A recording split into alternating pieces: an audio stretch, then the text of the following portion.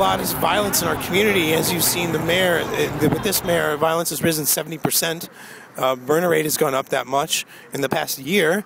And we have our students, in many cases, living with post-traumatic stress disorder in our communities. How can we expect them to come to schools ready to learn, me ready to teach them, until their concerns about their health are addressed? I teach social studies to juniors and seniors. I think safety is a concern, but they're not much safer in schools in which there's no teachers involved. Frankly, it's much worse to say, if we didn't do it, to say students are losing. Students will lose if we go back into the classroom and conditions are the same.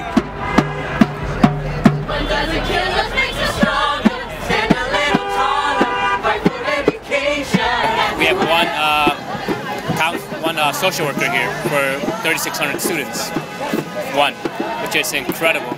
There's no way she can help all the students out. If we're able to get student services and they see that we care about them, they won't have to turn into gangs.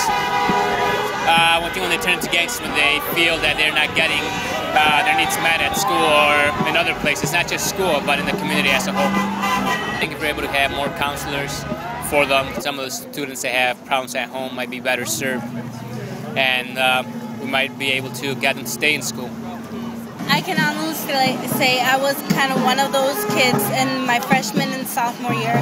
I stopped kind of around my junior year because I didn't want to get in trouble, and I actually wanted to stay in after school now. So, but I did see them. More like graffiti crews going at it.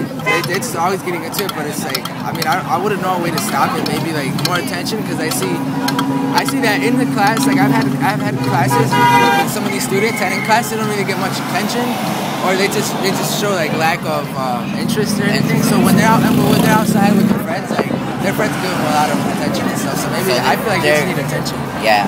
I think there will be like when they get back to school, like signs of like laziness, and, you know, because of the whole summer break, and then we only had school for a week, and then this.